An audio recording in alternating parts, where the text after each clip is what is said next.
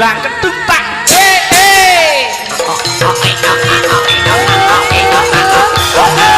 tak lungguh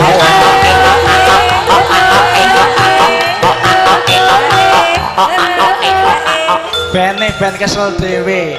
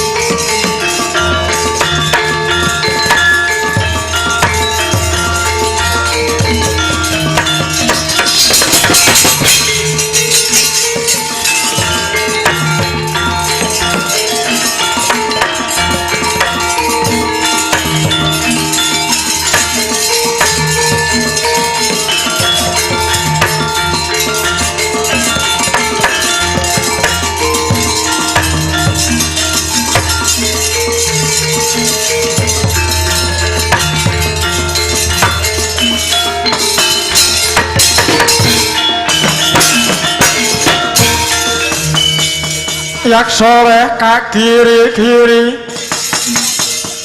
kenyolir pratoto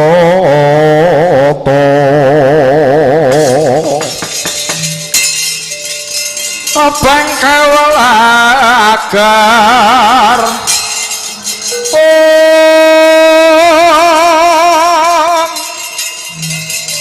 manguh mungsuh aminto lawan anggolir singo nabdo kadyawan nubro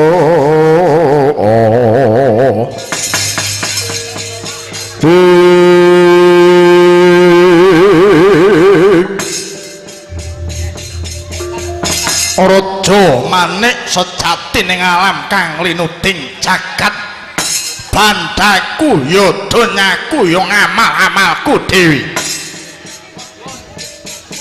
kece wali kece sadat setan wali kubro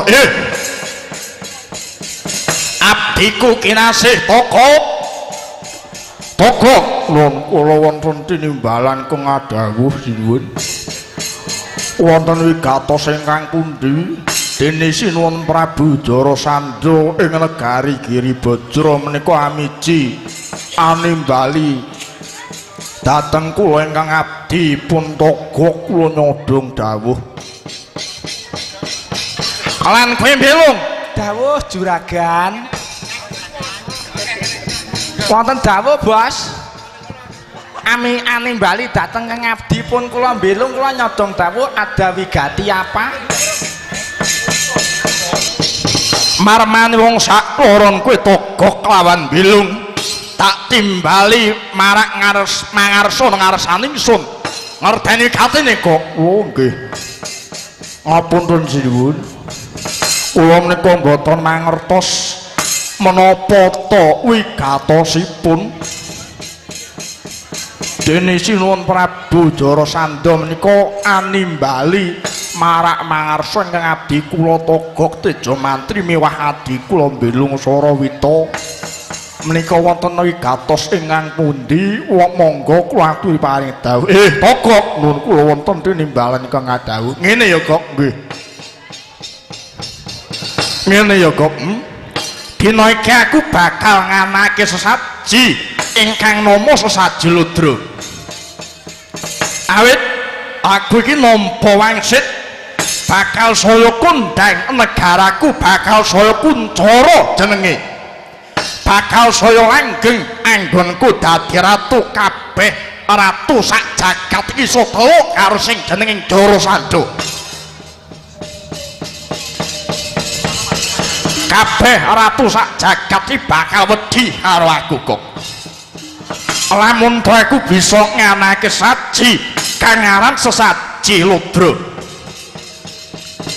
dene kang dadi syarat seranane saji ludra ya kuwi kudu kudu bekakak utawa nyembelih wujude ratu setitike ratu cacah 100 setitike syarat seranane aku nggonku gelar sajrojo suya kuwi syarate setitike kudu bisa bekakak utawa nyembelih ratu cacah 100 negara lah iki manut pinemumu piye kok lah piye iki lung wis kanaga wis aku imbuh kana-kana jenenge ratune dhewe ya ora ratune dhewe iki duwe karep kok ya ora sing lumrah-lumrah lah iya mengke riyen Simbun mengke rumiyin nama niku menapa mboten kok mbebayani nggih lho mbebayani piye kok nggih ngeten lho lah nggih to wong gadah gegayuhan nika nggih sing lumrah-lumrah kemawon lah paduka menika nggadahi gegayuhan menika gegayuhan sing boten lumrah nggih nggadahi gegayuhan ingkang boten lumrah wong jenenge gegayuhan kok nglawonaken sesaji ludra menika syarat-syaranane kudu bekakak utawa nyembelih ratu setitike ratu cacah 100 negara lah menika jenengan napa mboten wedi dosa alah dosa mbel gedes dosa kuwi panganan apa dosa iki ora ketok dosa ora katon aku ora gagas perkara dosa aku ora idep iki dudu perkara guyu merga wong urip ana alam donya iki sing digoleki mung mangan kang enak turu kang kepenak derajat sing dhuwur numpuk bondo numpuk donya kuwi kanggoku kok nggih niku lek jare sampeyan to nggih niku lek jare sampeyan kula dhewe mangertos nggih sinuwun bondo donya menika namung titipan nggih bondo donya menika namung titipan derajat pangkat mung sandangan nek njaluk sak wayah-wayah nek dijaluk sak wayah-wayah kali sing duwe lah niku terus sampean ajenge ngopo wonten alam donya niku sanes tempate tiyang numpuk bondo numpuk donya golek derajat pangkat sing dhuwur sanes niku nggih nanging wonten alam donya niki tempate wong nandur nek tandurane apik ngunduhe ya apik ning kosok baline nggih kosok baline nek nanduri ala unduhane nggih ala ngoten merga napa tiyang geseng wonten alam donya niki mengke badhe mempertanggungjawabkan sedaya menapa ingkang diperbuat wonten alam donya niki menawi teng donya menika nindakaken kesaenan nindakaken perintahing Gusti ngedoi laranganing Gusti seneng tetulung seneng sedekah bakal nggih bakal jinandang swarga ning kosok baline yen to enten donya niki mboten nate nindakake perintahing Gusti mboten nate ngedoi laranganing Gusti tansah ngumbar angkara murka ngujon hawa nepsu mula umpama mati insyaallah nggih kejegur neraka pun to lek sampeyan niku umpama mati menika mboten kok seda mboten kok meninggal lha apa bangka gok bangka lek ratune dhewe iki dicelukane bangka sampean bangka kuwi diobong ning neraka lah kuwi ratune dhewe kuwi merga nyedeki apa sing dadi larangane Gusti ngedoi apa sing dadi kewajibane ngedoi apa sing dadi perintahing Gusti lah kuwi mula sampeyan ratune dhewe iki bangka diobong ning neraka lah ya kaya ngono lho ya tongok nuwun kula wonten dawuh milung nun gak bos kula wonten dawuh kowe anggepmu apa? Anggepmu apa kowe nuturi kaya kiai mejang kaya dalang barat? Ora bakal gubris apa yang dadi kandhamu sing wigati supaya kasembadan apa yang disediaku nganake Saji Raja Udra sing kudu bekakak setitike ratu cacah 100 negara kok. Nggih sinuwun. Nggih. Wong kula menika namung batur menika pangembating tutur. Nggih saged kula menika kula paring tutur dhateng juragan kula. Saged kula menika paring tutur utawi paring sembur. Yen ora kena dituturi jlomprongke, betul jlomprongke wae. Lah apa to gunane? Dituturi ora kena, kandhani ora kena, jlomprongke wae. Lah iya ngono ya. Togok wonten timbalan iku ngadhawuh. Timbalana Nyai Prabu Hamsa ya kok. Timbalana Nyai Prabu Hamsa kelawan Nyai Prabu Jimbaka.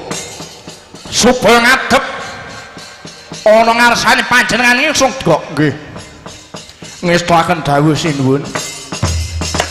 Ayo lho. Ning ndi, Kang?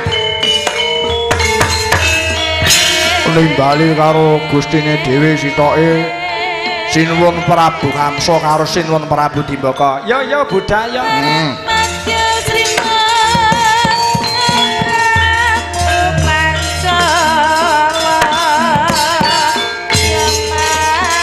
Miap langening kalangwang agar pendhe nuncar.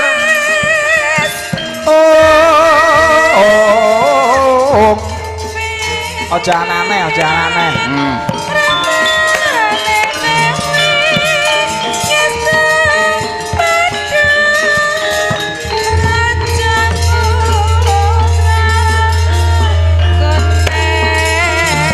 Tak gawake tabuhan gamelan jos ya iki. Lah piye? Gonge lho, gonge gawat. Wah.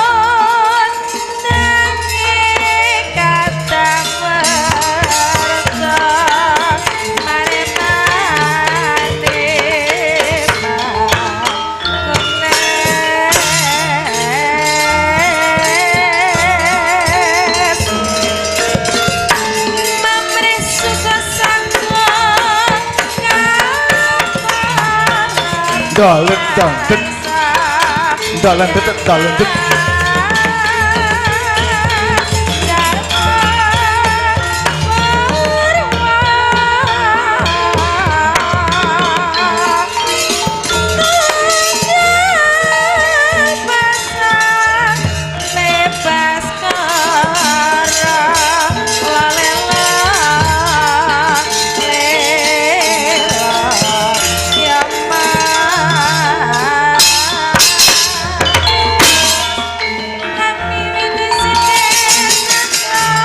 Oh ingkang swan sinuwun.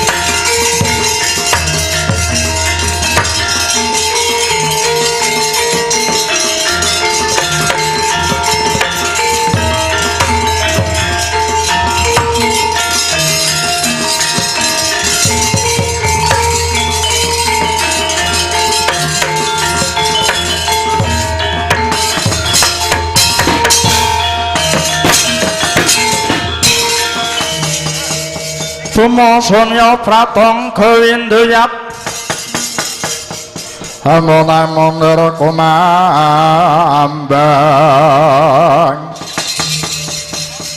maletik mancolot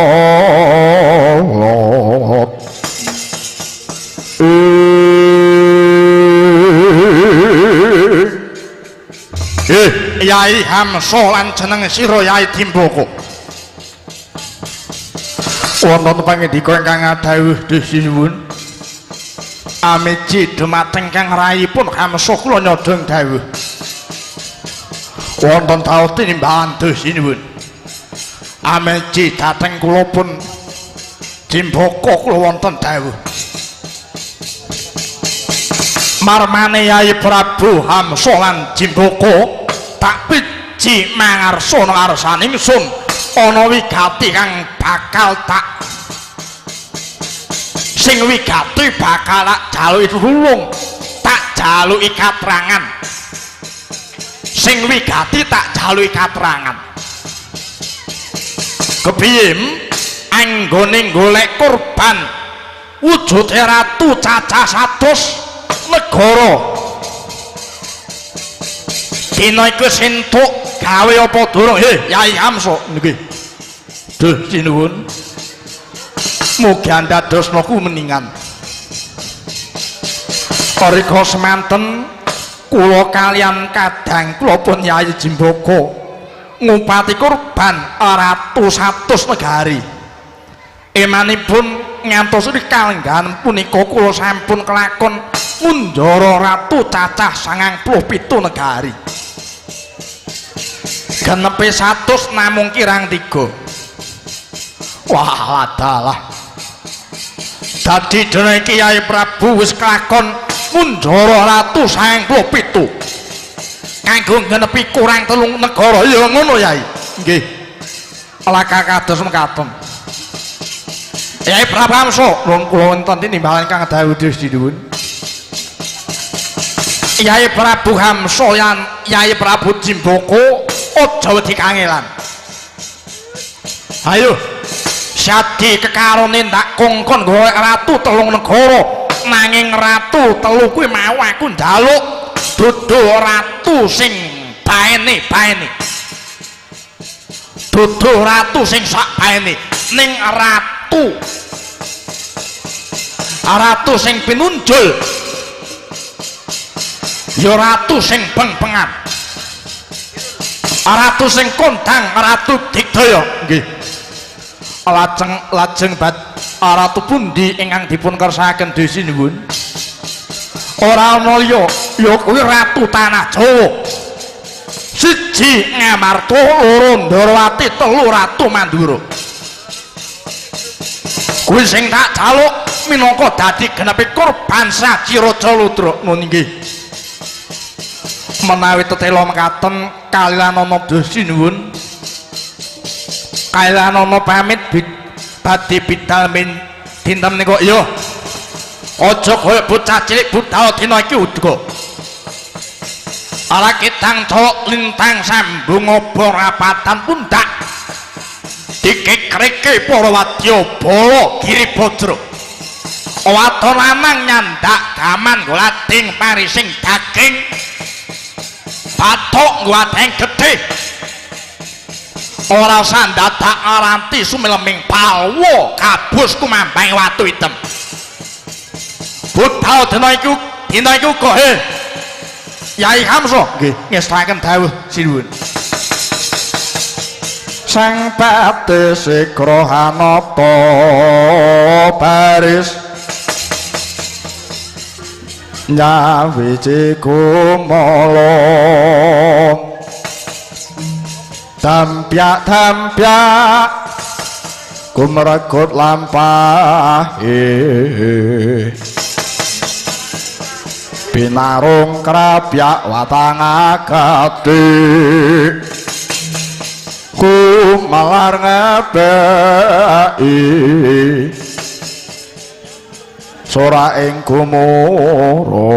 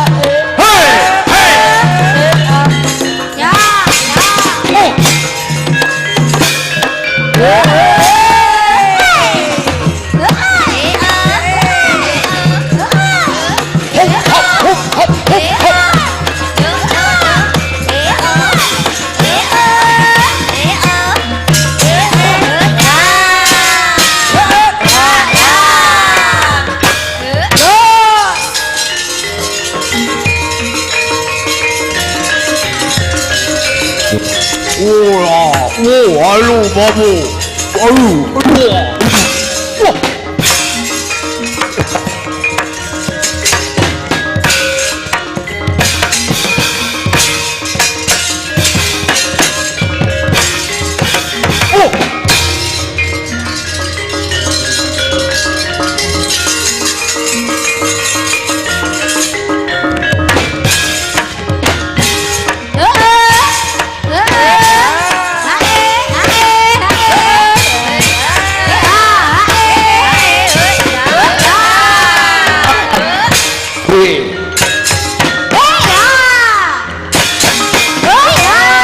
ya, ya,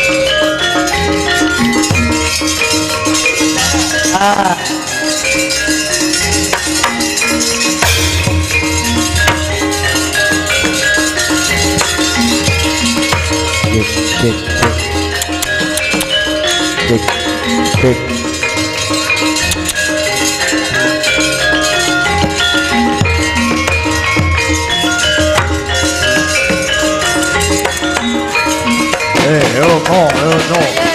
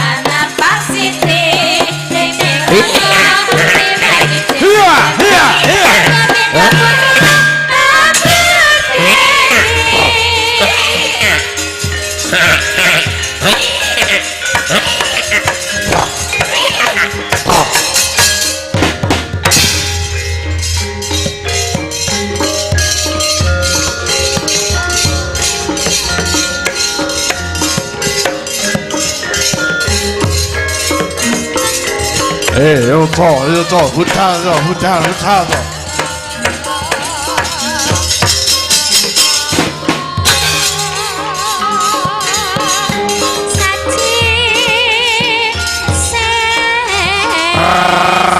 Oh, nggak tahu.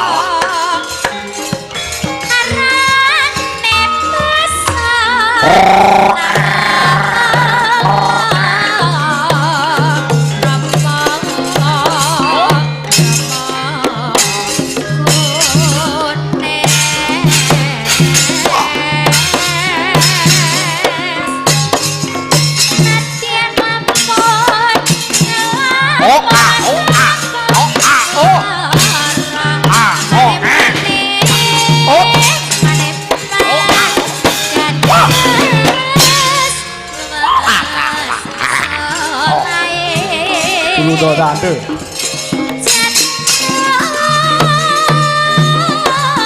Terus dong,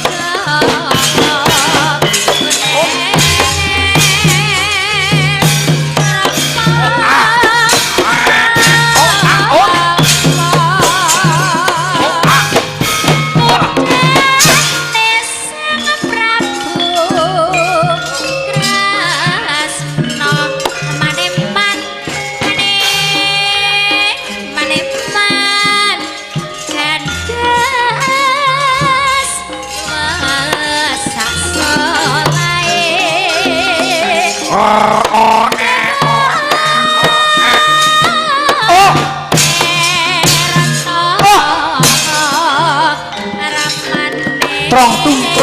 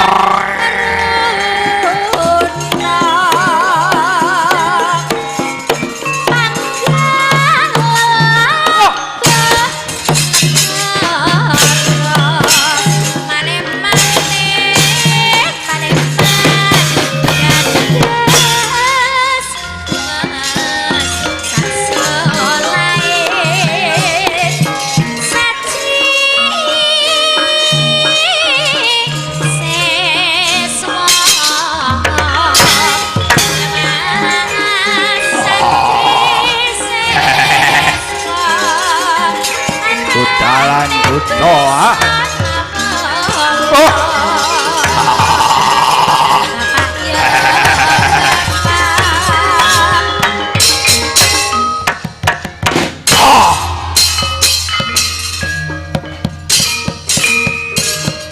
Rodok sesek merah.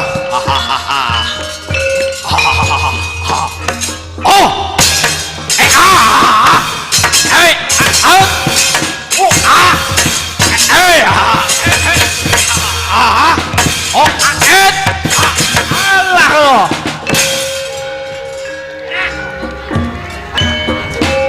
Ono tunggale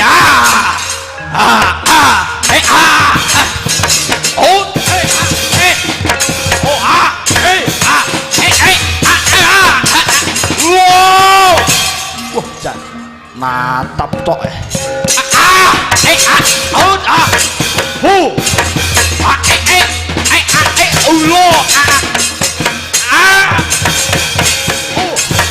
mendak mentul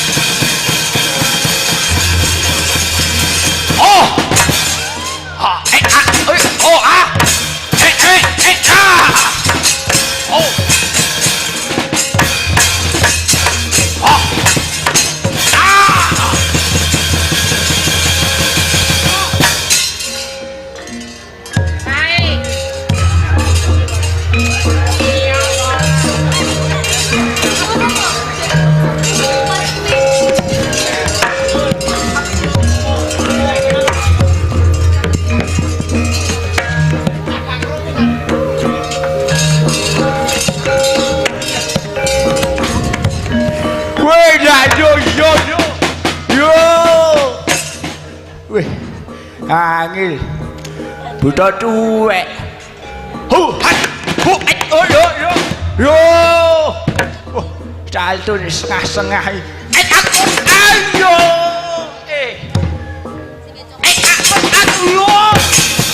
alah aduh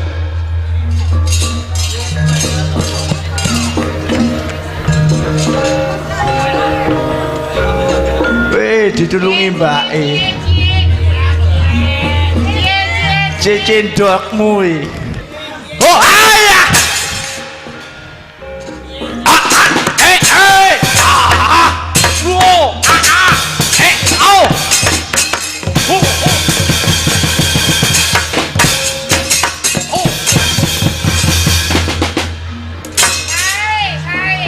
wayange ora ana sing pokroh iki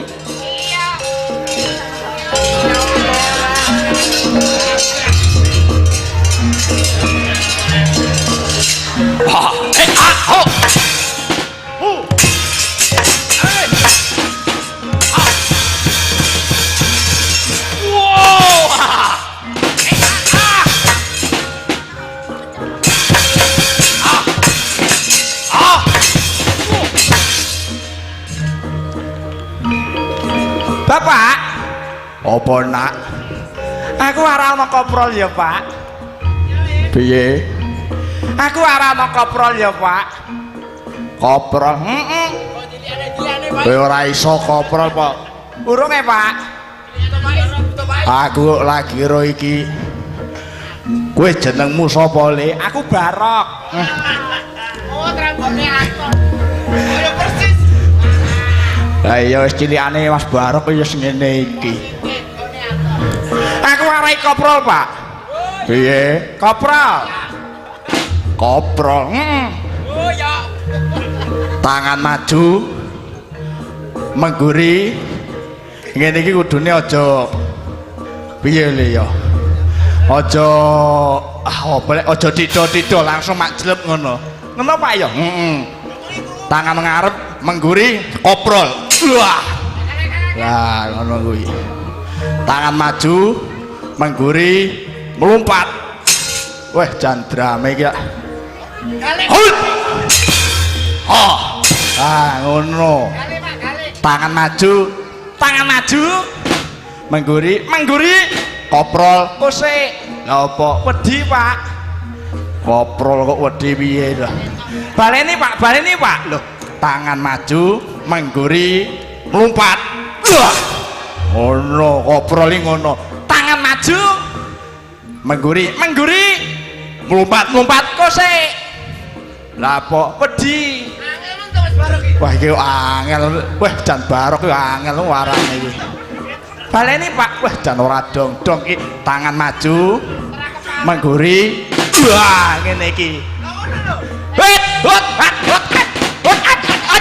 Melompat kusik. Lapok wedi. Ah, kok angel. Ngono lho Le.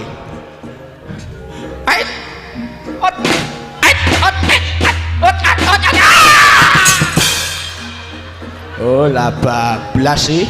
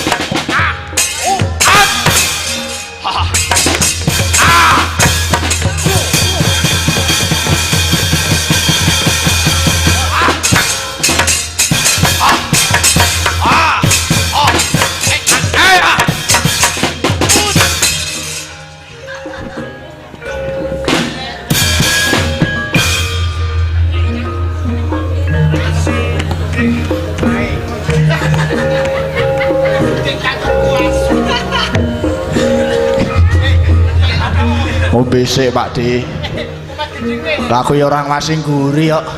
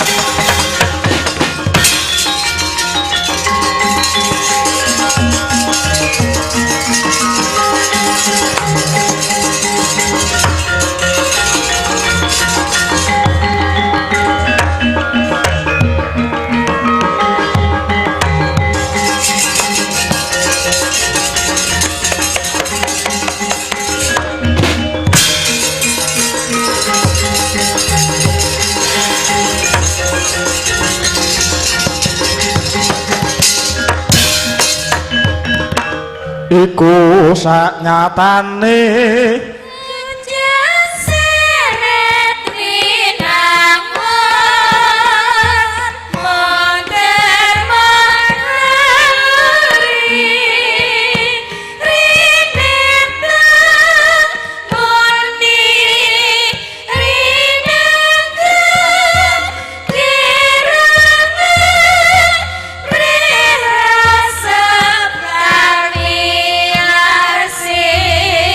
Ah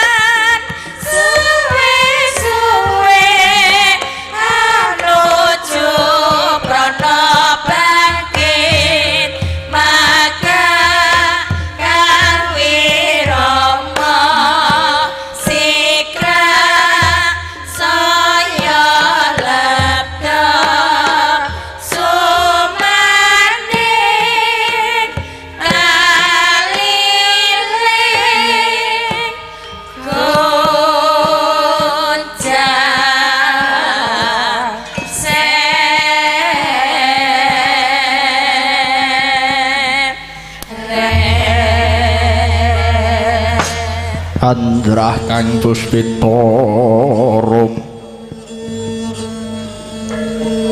kasiliring samirana mrih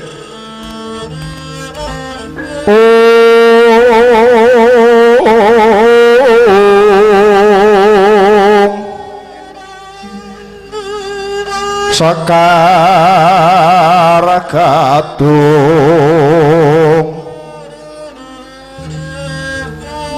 kongas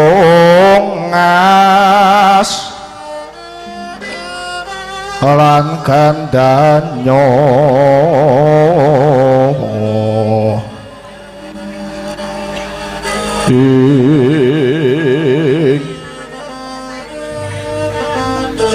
waweh raras retnaning driya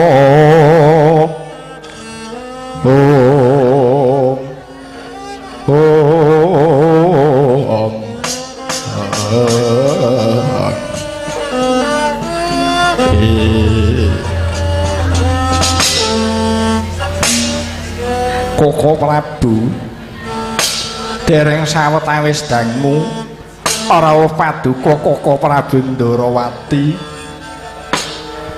rai para ngaturaken pasegan Panakrami mawantu-wantu mugi kunjuk sandhaping paduka duh Koko Prabu. Yai Prabu nuwun inggih Yai Prabu. Kadangipun Kakang Yai Prabu inggih kula tampi prembagenipun Yai Prabu ing Amarta ingkang rumentah ing Kadang Ndarawati. Kula tampi kanthi tangan kalih kula katetekaken ing lumaya rumeketing Wardaya Amiwawana Bawa Laksana. Namung mundi astunipun pun Kakang Kuwala mugi kunjuk inggih Yai Prabu. Nun inggih Koko Prabu. Gurawalan ing pamundi kepareng paestu paduka Kanjeng Koko Prabu. Kula tampi tangan kula kekalih kula tetekaken wonten pranada Amiwahana roh daging kahiwanane ri paduka duh Koko Prabu. Nun inggih Yai, nun inggih. Kasinggihan dawuh paduka Yai Prabu ing Amarta. Koko Prabu Mandura sarawuh paduka Koko Prabu rai para ngaturaken pasegan Panakrami mugi kunjuk paduka Kanjeng Koko Prabu Mandura. Lah dalah. Iya Yai. Kula tampi prembagenipun Yai Prabu Ngamarta ingkang rumentah pun Kakang Mandura nggih. Kula tampi tangan kula kalih kula kalungaken wonten pranada rumeketing Mardaya mugi Amiwawana Bawa Laksana. Boten langkung pujastawanipun Kakang ing Mandura mugi kapandhuka paduka Yai Prabu Puntadewa. Nun inggih Koko Prabu.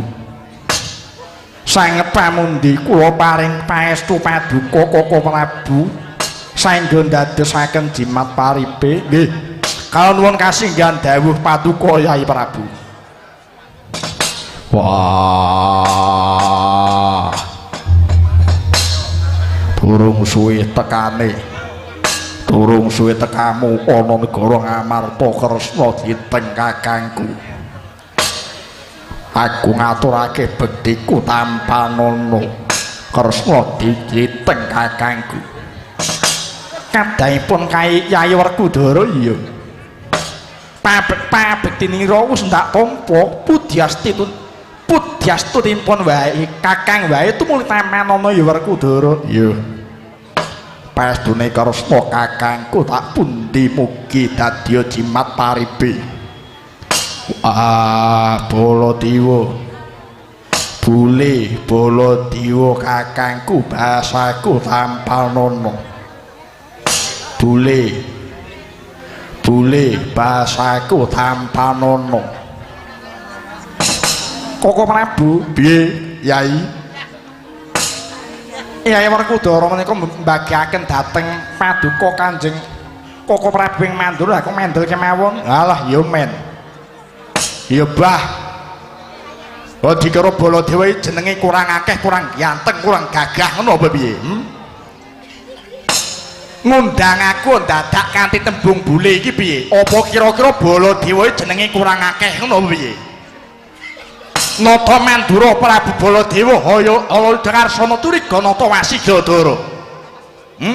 Kokrasana Kusuma Walikita Wasidadara.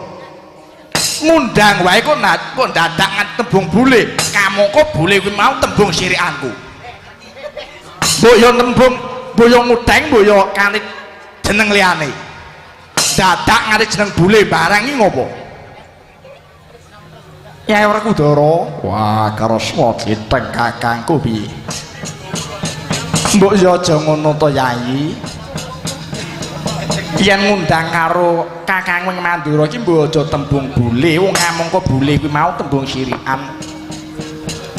Jenenge Nata Mandura kuwi mau ora kurang akeh, ora kurang gagah.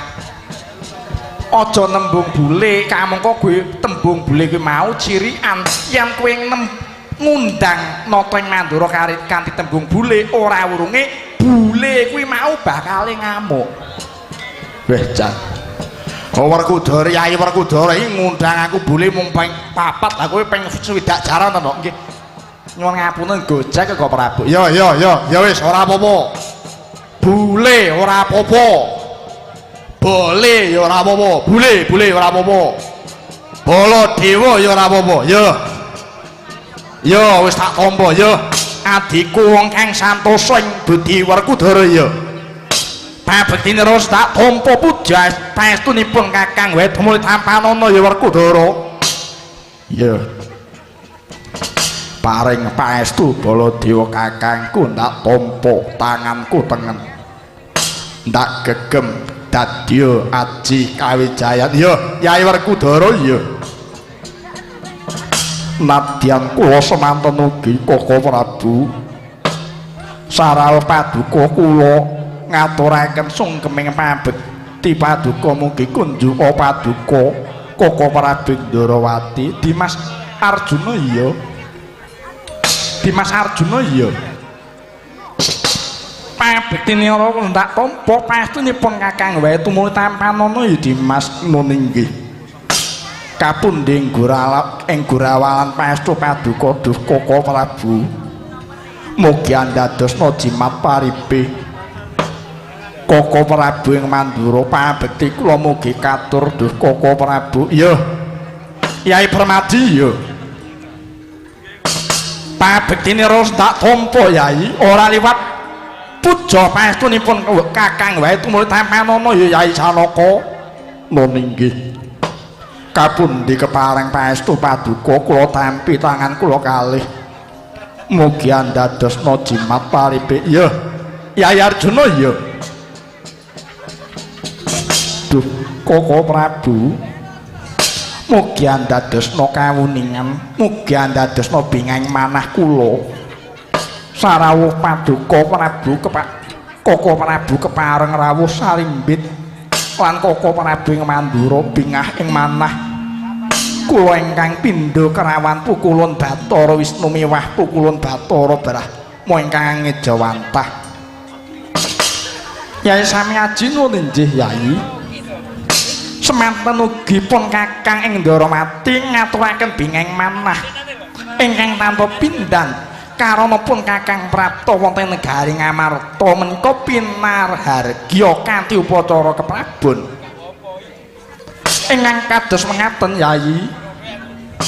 Sewu nugra ingkang kapitedan ing kula denipun Kakang nampi pakurmatan agung. Inggih sawetawis Yai sumengkaning manah kula parikedah netepi dawuh paduka Yai Samyaji. Kula sumados daya-daya prapta wonten negari Ngamarta. Duh, Yai Prabu. Yai Prabu wonten wigatos ingkang pundi? Dene paduka Yai Prabu ngrawakaken pun Kakang saking Ndarawati menika Yai. Duh, Koko Prabu. Mugi andadosna ing kawuningan pramila daya-daya kula ngrawakaken paduka Kanjeng Koko Prabu Ndarawati sarimbit kaliyan Koko Prabu Baladewa. Telenging manah kula sineng kuyung para kadang Pandhawa sampun sawetawis anggen kula nampi nugraha kawentanipun negari Ngas Indraprasta. Rikala semanten kadang kula Yai Bratasena ingkang sengkut gumregut ambabating warna. Saksampunipun nampi nugraha wujudipun negari Indraprasta. Dinten menika kula badhe ngawontenaken puji syukur wonten ngarsanipun Gusti ingkang akarya jagat. Karana para Pandhawa menika sampun pikantuk kamardikan wujudipun negari Ngamarta. Kanthi sarana kula badhe ngawontenaken sesaji Koko Prabu ingkang nami sesaji Raja Suya. Duh Koko Prabu, kepareng paduka Kanjeng Koko Prabu paring kalidamar sesambetan kalian gegayanipun para kadang Pandhawa ngawontenaken sesaji Raja Suya menika Koko Prabu. Menapa kemawon ingkang dados syarat sarta serananipun sesaji Raja Suya menika Koko Prabu? Nun inggih Yai, nun inggih. Pun Kakang nderek mangayu bagya kersanipun Yai Prabu ingkang sinengkuyung para kadang Pandhawa ingkang nedya ngawontenaken puji sesanti sarta ngunjukaken syukur wonten ngarsaning Gusti ingkang akarya jagat. Sarana ngawontenaken sesaji Raja Suya nun nggih. Ngaten nggih Yai. Saderengipun paduka Yai Prabu kedah priksa menapa to ingkang dipun wastani sesaji Raja Suya? Raja menika tegesipun ratu, Sunya menika agung.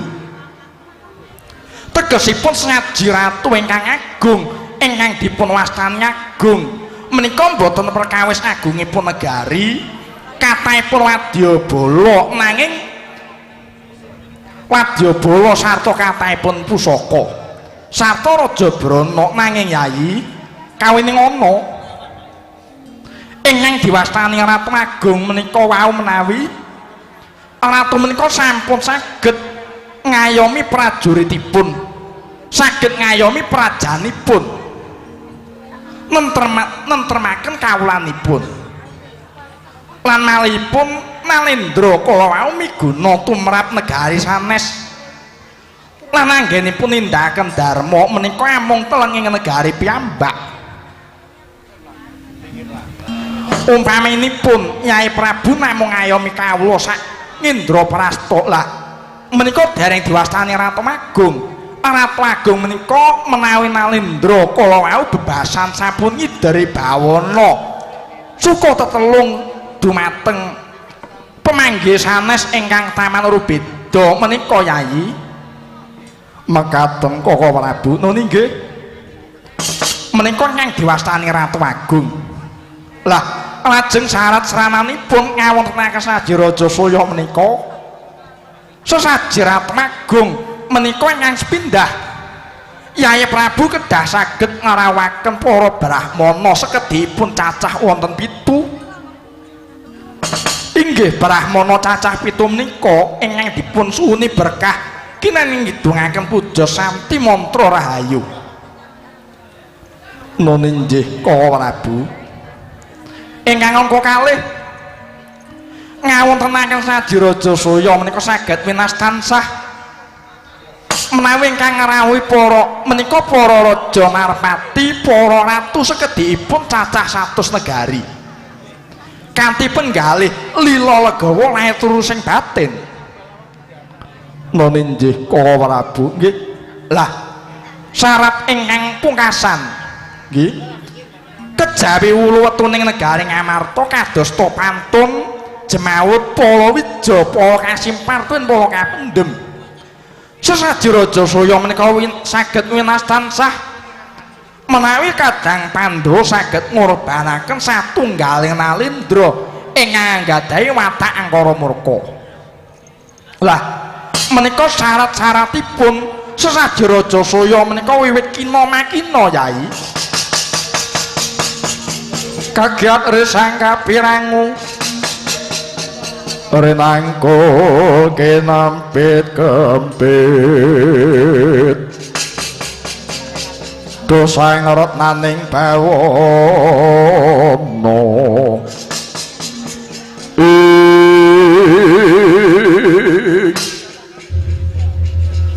duh Koko Prabu kados pundi Yayi menawi syarat ingkang sepindah para Pandhawa kedah ngarawuhaken Brahmana cacah 7 menika ingkang maos kidung rahayu kula kinten para Pandhawa tasih saged aminangkani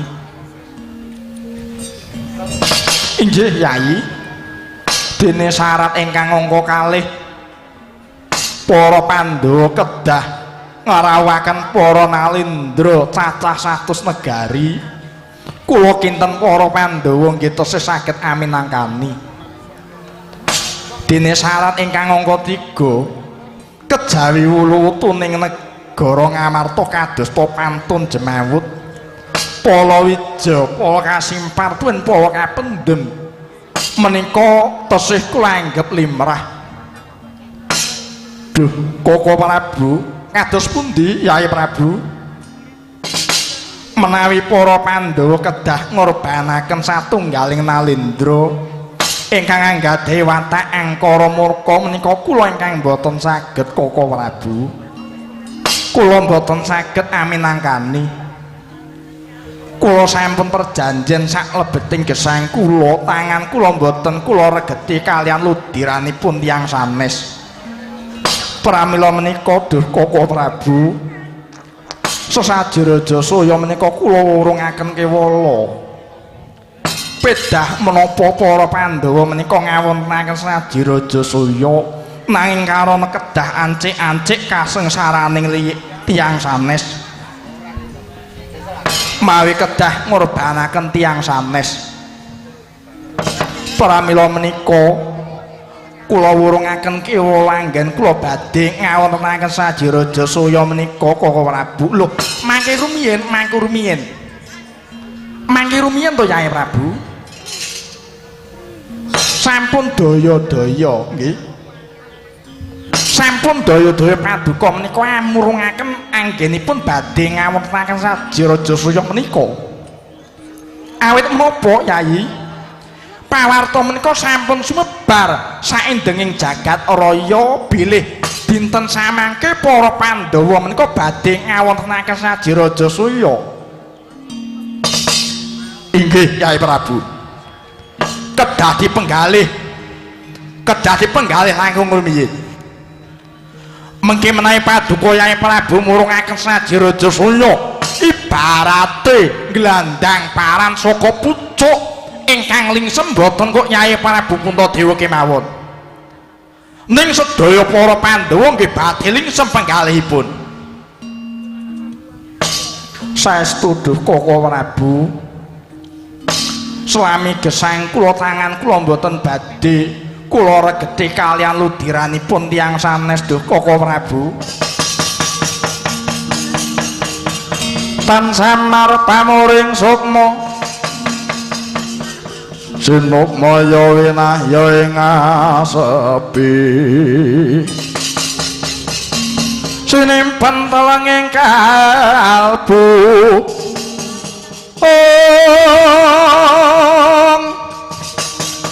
pambukaning warana tarlen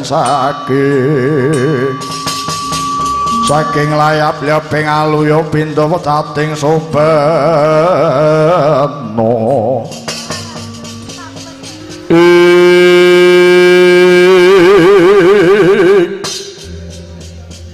dereng sawetawis dangu ngenya imbal wacana Nalendra Ngamarta Prabu Puntadewa kelawan ingkang raka Nalendra Ndarawati miwah Nalendra Mandura Prabu Baladewa ngibarate nginango dereng abrit keca dereng asat kadadak praptaning Nalendra rega bentar jejuluk Prabu Hamsa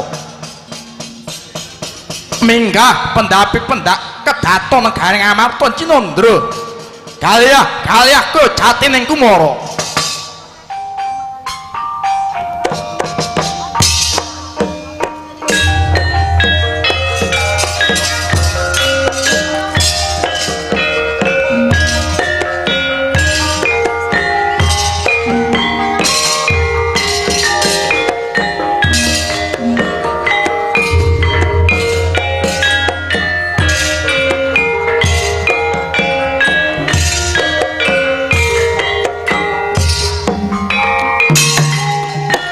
welata Nun amit kowe kang sowan sinun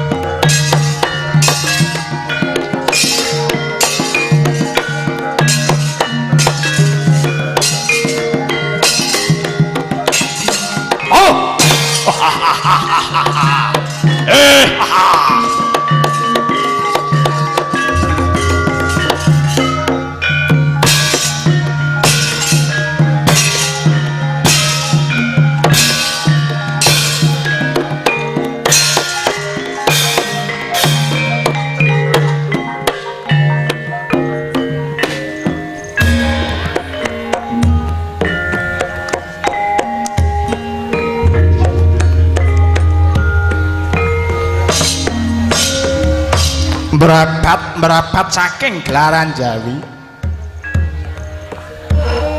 seblak sampur tanjak wongko soe melintir gumbala olah punika tawarnanira Nalendra saking negari arga bentar kang jejuluk Prabu Hamsa eling-eling Prabu Hamsa Nalendra ingkang Seti Mandraguna Jayeng Palugon ibarat anedah sing kapak paoning pandhe sisaning Gorinda tinatah mendhat Cinara menter mila nang nepak mbun-bunane sak praja Mahira Denda mangkono maudhas maraning Sang Prabu lamun dereng kawijining lisan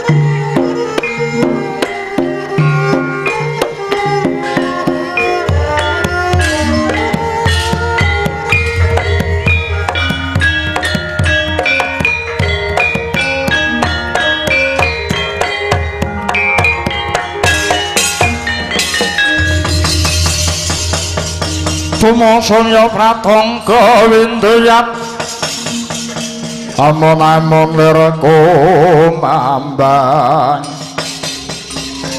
maletik mancolot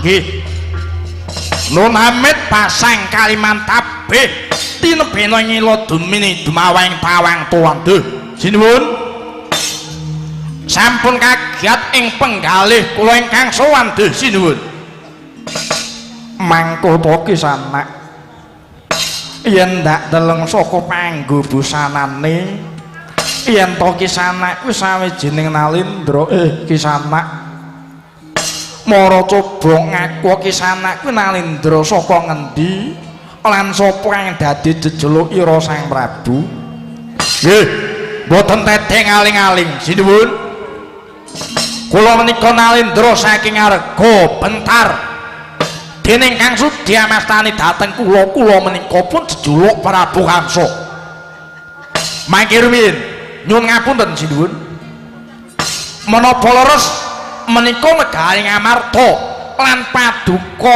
menapa leres paduka menika Nalindra Ngamarta kang jejuluk Prabu Puntadewa iya pancen bener kepara nyata Kisanak iki negara Ngamarta iya panjenengan ingsun kang jejuluk Prabu Puntadewa Allah taala nggih nggih menawi mekaten mboten sisip anggen kula kraya-raya saking negari Arga Bentar ngupaya sis wonten pundi dunungipun negari Ngamarta menika lan rantunipun ingkang nami Prabu Puntadewa mujudaken kanugrahan dening kula saged panggihan kalian paduka sinuwun Prabu Puntadewa wah mboten nyono babar pisan awit panjenengan dhateng negari kula menika mujudaken ratu ingkang kondang kawenang-wenang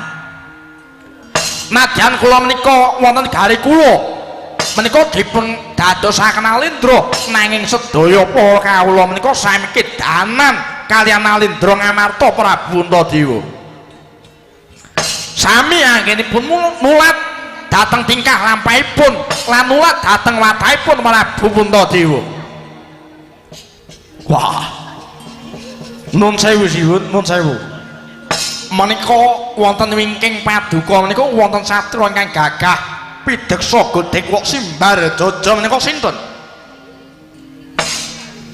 iki mono kadangku Yayi Werkudara lho Yayi Werkudara inggih Sang Prabu nggih kula ngaturaken pabekti kula mugi kunjuk Raden Werkudara iya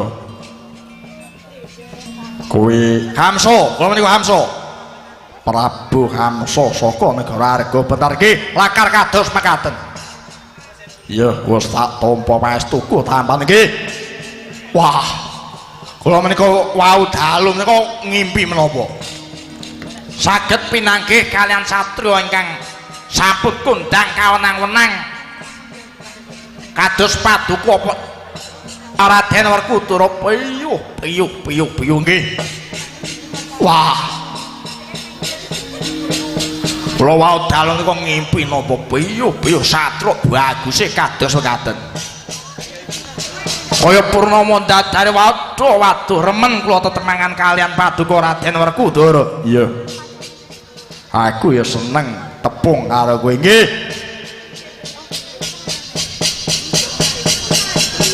duh Sang Prabu nggih kados pundi sinuwun nggih nggih nun sewu nggih sinuwun nun sewu nggih paduka ninga Raden kawula muda panggenan kula menika sedayanipun sami kedanan kan tumandang Raden Werkudara nun nggih Sang Prabu nggih nun sewu Prabu Kamsa ndaturi paring dawuh apa ta wigati ning Prabu Kamsa sowan ana negara Ngamarta kene nggih nggih sinuwun nun sewu nggih nun sewu ngapunten nun sewu nggih ngapunten ingkang sepisan kula ngaturaken bekti dungkap angka kalih sowan kula menika namung badhe nyuwun senjata pitulung dumateng Paduka Sinuwun Prabu Puntadewa kacarios ingkang asta pusaka tanah Jawi inggih menika Nalindra Ngamarta Prabu Puntadewa mong mangku mugi dados kawuningan bilih negari kula menika negari Arga Bentar menika sampun wonten 3 candra ngantos iri kalenggahan menika semangke kados nampi walaking Gusti nampi pagebluk mayangkara bebasan tiang sore loro isuk tumekaning pati isuk loro sore loro sonten dumugi ing pejah nggih sareng kula mengsah semedi wonten sasmitaning Gusti bilih negari Arga Bentar menika saged waluya temeh jati temeh waluya menawi saged dipun timbali kalian pusaka Ngamarta ingkang nami Jamus Kalimasada mila menika sinuwun sowan kula wonten negari Ngamarta menika wujudipun manah wujuding manah namung kepengin ngampil pusaka Ngamarta inggih menika pusaka Jamus Kalimasada menawi mboten kepareng kula sambut menawa badhe kepareng kula badhe kula lintone Mas Pices Raja Brana pinten kampil pinten dinar pinten pedhati pinten grobok menapa kula lintoni Mas blebekan sing agenipun sak gerdu-gerdu menika yen perlu mangke nggih mangke saged kula damelaken taleng wiwit negari Ngamarta dumugi ning negari kula mangke masipun saged kula grojok saking negari kula awit negari kula menika kondhangipun negari ingkang sugih brewu sugih mlekethu ibarate ditawuh kados banyu diusu ngono kados wedi boten badhe telas bondo donya nagari kula menapa kepareng kula lintuni titian menapa kepareng kula lintuni titian kula aturi paring dawuh sinuwun menapa kula lintoni titian gajah mengke kula datengaken gajah saking Kamboja pinten atus pinten ewu gajah kula aturi paring dawuh menapa kepareng kula lintoni jaran teji saking jagat wetan kula aturi paring dawuh duh sinuwun menapa nyuwun lintu prawan ingkang ayu-ayu mengke saged kula padosaken saking negari kula meten negari kula menika menawi wanodya ingkang sulistya endahing warna menika sak pirang-pirang sinuwun saking sugih negari kula menika bakul gorengan menika ayu-ayu teng negari kula saking ayune menika malah wonten cerita nggih wonten cariyos panjak gendak karo bakul gorengan menika malah sampun kelampahan menapa pareng kula tumbas reginipun pinten nyuwun pinten dirham nyuwun pinten dolar nyuwun pinten yuta menawi kepareng kula tumbas mengke kula bayar kenceng mboten ajenge kula cicil kepara mangke badhe kula luwi awit kula menika sampun kondang menawi tetuku wangsulipun mboten nate kula jaluk malah kepara kula luwi menawi bayar pajak nggih niku kala-kala mah kula kurangi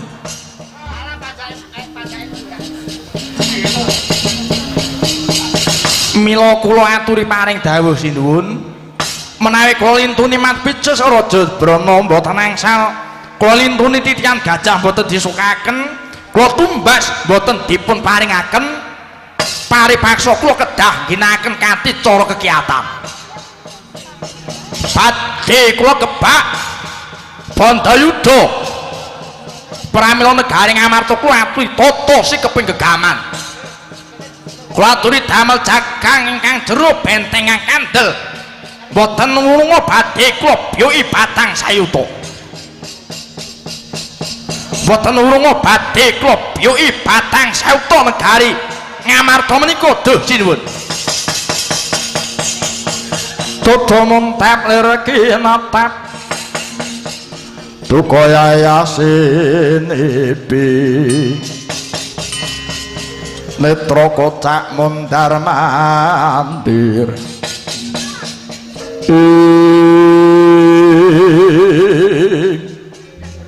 Yai Werkudara wah barep kakangku piye mbok iki saurana ta Dimas ya wah Hamso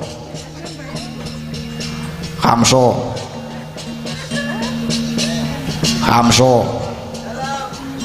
Wah. Hamso. Nggih, kula wonten tinimbalan ingkang dawuh. Wah, ngapunten kula menika aduh. Wah, wow dalu kula mboten tilem ningali wayang kula menika. Wah, ratu tek kok ngene iki ora duwe aturan. Teko ning garane kancane mat turu iki piye? Nggih, kula nyuwun pangapunten. Nggih, wonten dawuh. Wonten dawuh lho. Menika Raden Werkudara ingkang paring piwangsulan. Iya. Pancen mangkono. Yen kowe nembung Jamus Kalimasada, mula rungokno apa kang dadi dawuhku iki.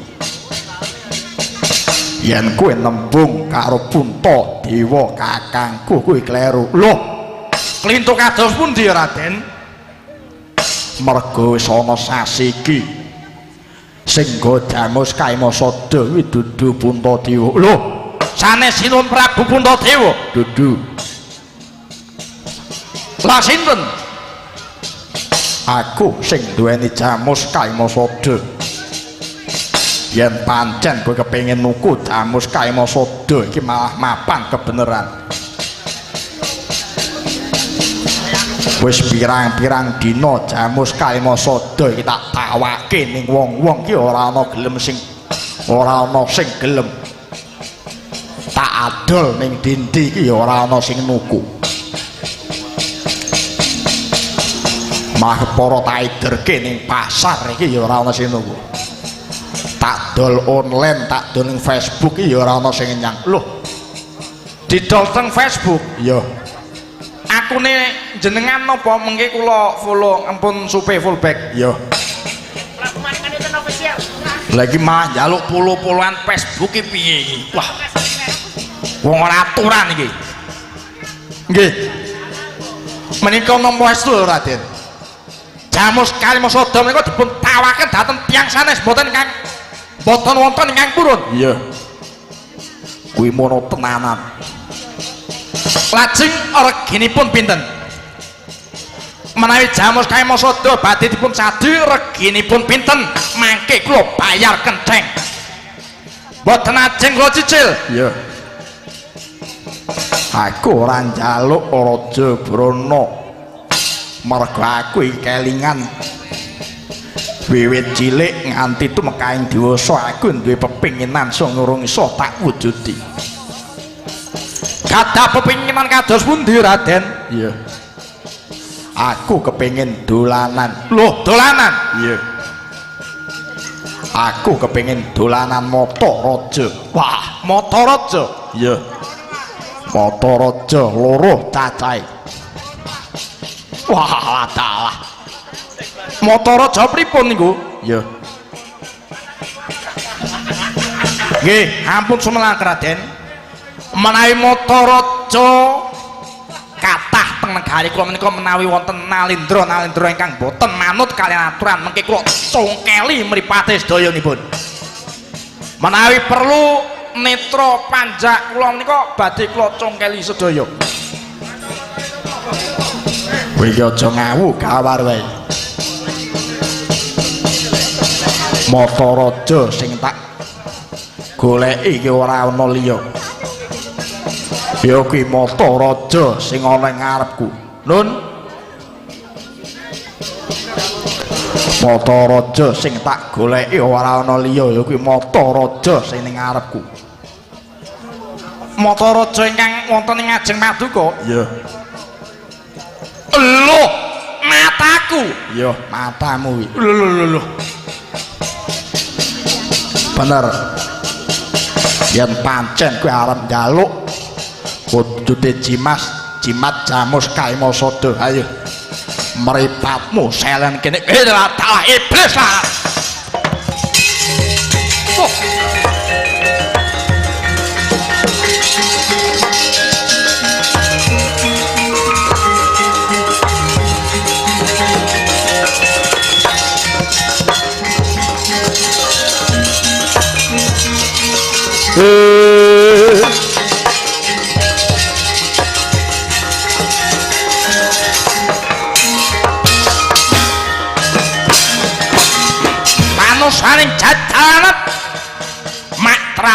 atiku parap-parap. Ora ana wong sing wani ngrasani kelawan Prabu Amsudati. Lah tekan kene aku diune-uneke